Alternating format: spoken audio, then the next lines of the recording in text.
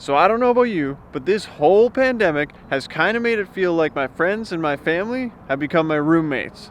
Roll the intro.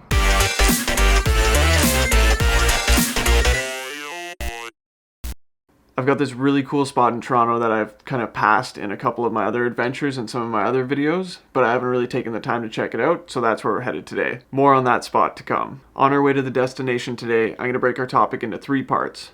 What I mean by the coronavirus has made us all roommates, what I've seen in other people and myself and their behaviors throughout this whole thing, and some things that I think are valuable takeaways from this whole experience that you can implement into your life if you aren't already. Alright, before I start this first topic, let's switch things up a little bit, shall we? Okay, so what I mean by the coronavirus made us all roommates is that we were in these extended lockdowns for long periods of time, sometimes months at a time during this whole pandemic. And when we were allowed to leave, it was with a whole lot of restrictions. We lacked connection. And in my opinion, it's awesome that we had things like Zoom and Facebook video calling and things of that nature. So we were able to connect with our friends and our family throughout this whole pandemic. In fact, it felt like we were connecting with them more than we regularly do. The lack of in-person connection got replaced with screen connection, and I think for a lot of us, because we weren't able to work throughout this whole thing, we got lonely or we just wanted to connect with someone, and the amount of connection that we had through screens, or at least I had through screens, was a ton. What I noticed is that people started becoming very vocal about their issues and their views on life and work and just everything in general. So the amount of information that you were getting from people in your life was a lot more than you normally would, because you were talking to these people a lot more frequently and there wasn't really a lot of new to discuss. This made it feel like we were way more in each other's business, and it made us roommates, or better yet, Zoom mates. Alright, we've still got a ways to go. I think I'm going to take it a little easy on the transitions for this section of the journey. We'll save the good ones for later. Only problem is I love you. What to do? You got me down, make my world spin round. I love you. What to do now? 'Cause the problem is I love you.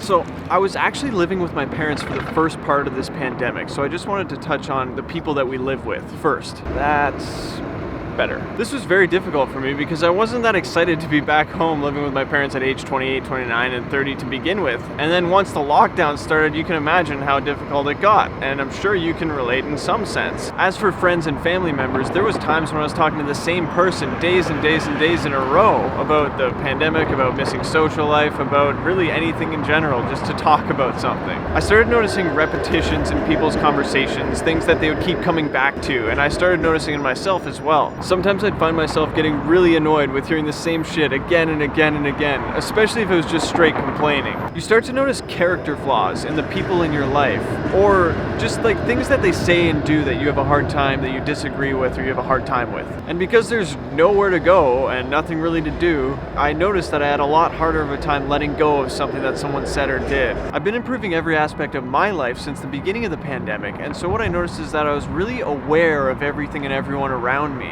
And so if someone was struggling with something and they weren't addressing it, or if they weren't addressing it properly, I really noticed that. It's been a real learning experience, that's for sure. All right, let's have some fun with these.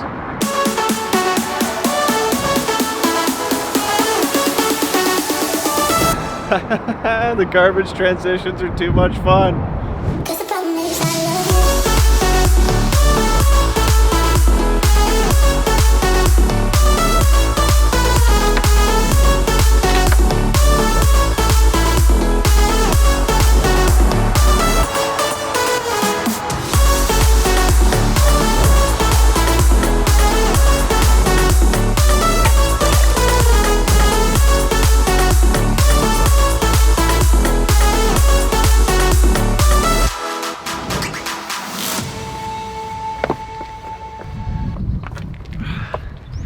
Gonna hide down here to get out of the wind. So there's a book called The 4 Agreements, and in that book, one of the agreements is don't take anything personally. This is something that I think a lot of us struggle with even on a daily basis. From someone who's having a bad day and taking it out on you to someone who's just shit-talking something that you enjoy and they don't. These kinds of comments come from a stressed, miserable, unhappy place, and they really have nothing to do with you. It's just that person that's letting out the crap that they've built up or is building up inside of them, and it might seem directed at you, but it's not. I've been developing a very stoic state of mind or approach to this pandemic and life in general over the last year and a half, taking each moment as it presents itself and having control over my emotions. This has been extremely helpful for me. I practice perspective and gratitude on a daily basis, and I make sure I don't take anything for granted. Sure, this pandemic has been really tough for us, but it's nothing in comparison to how some people live on a regular basis. The beauty of this approach is that it works for everything. Once this pandemic's long gone, way behind us, and we're back to some kind of normal, I'll have a solid base to work from anytime life throws a curveball at me. I'm thankful for the people in my life, even though at times we can be a bit much for each other, but it can always be worse. Alright, we're so close, guys. Come on.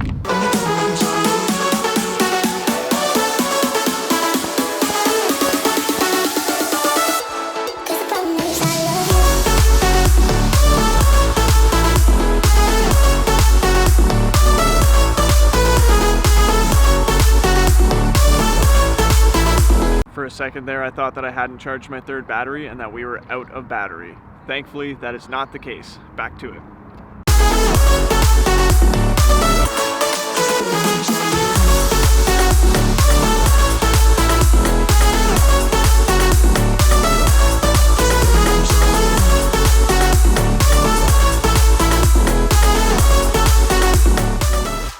Alright guys, if you enjoyed this video, go down there, hit the like button, be something positive today. I'd greatly appreciate it. Subscribe, do the thing with the bell so you know the second I put out another video, and I will see you all next time.